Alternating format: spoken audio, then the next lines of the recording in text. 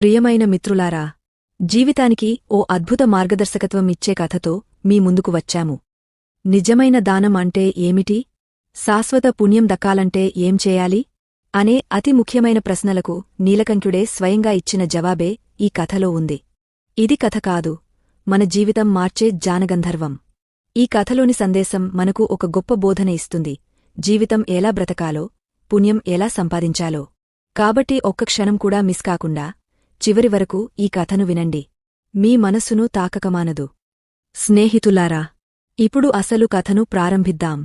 ఇంకా ఎవరైనా ఈ వీడియోను లైక్ చేయకపోతే ఒక్కసారి లైక్ చేసి మద్దతు ఇవ్వండి. మీ లైక్ ఒక మంచి కథను మరింత మందికి చేరేలా చేస్తుంది. ఒక ఆలమండ చెట్టుమీద ఒక కోయిల పక్షి తన భార్యతో కలిసి నివసిస్తోంది. ఒకరోజు సంగతి, కోయిల దంపతులు ఆహారం తీసుకుంటున్న సమయంలో కోయిల భార్య దృష్టి ఒక వృద్ధ రైతుమీద పడింది.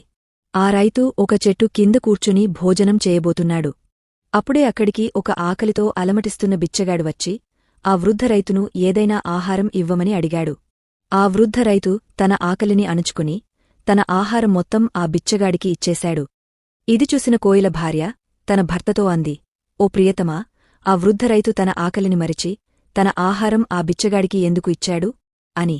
కోయిల ఆమెతో అన్నాడు: ప్రియే, ప్రతి మనిషి తన జీవితంలో ఏదో ఒక దానం చేస్తాడు. కొందరు ఆహారం, కొందరు వస్త్రాలు, మరికొందరు ధనం దానం చేస్తారు. కాని నీకు తెలుసా, ఏది అత్యంత శ్రేష్ఠమైన దానం? ఏ దానం చేస్తే మనకు అపారమైన పుణ్యం లభిస్తుంది అని. దానికి కోయిల భార్య: లేదు ప్రియతమా, అలాంటి దానమేమిటి అని అడిగింది. కోయిల అన్నాడు: ప్రియే, ఈ విషయాన్ని నీకు ఒక కథ ద్వారా వివరిస్తాను. ఈ కథ కేవలం ప్రేరణాత్మకం మాత్రమే కాదు, దీన్ని శ్రద్ధగా చివరి వరకు వినేవారికి నిజమైన దానమంటే ఏమిటి. ప్రాచీన కాలంలో సూర్యపురం అనే ఒక గ్రామంలో రాఘవ అనే యువకుడు ఉండేవాడు. రాఘవ కట్టెలు కొట్టి వాటిని అమ్ముకుని జీవనం సాగించేవాడు.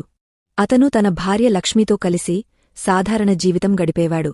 కట్టెలు అమ్మడం వల్ల వచ్చే ఆదాయం సరిపోక వారి కుటుంబంలో ఎప్పుడూ ఆహారం, బట్టల కొరత ఉండేది. ఒకరోజు నిరాశతో, కోపంతో లక్ష్మి రాఘవతో అంది: ఎన్నాళ్ళు ఇలా కష్టాల్లో బతకాలి? మనకు ఏ పండగైనా ఉందా? ఏ సంతోషమైనా ఉందా? ఈ కట్టెలు కొట్టే పనిని వదిలేసి నీవు పట్టణంలో వేరే ఉద్యోగం చూసుకో. ఎప్పటివరకు ఇలా బీదరికంలో బతకాలి అని. రాఘవ ప్రేమగా సమాధానమిచ్చాడు: ఓ బంగారం, నీ మాట నేను ఎప్పుడు వింటాను. కాని నేను ఈ గ్రామాన్ని వదిలి వెళ్లలేను. పట్టణంలో ఇక్కడి లాంటి శాంతి ఉండదు. ఈ విషయం మళ్ళీ మన మధ్య రాకూడదు. లక్ష్మి అంది: సరే, నీకు సరినిపిస్తే అలాగే. భోజనం సిద్ధంగా ఉంది, తిని కట్టెలు కొట్టడానికి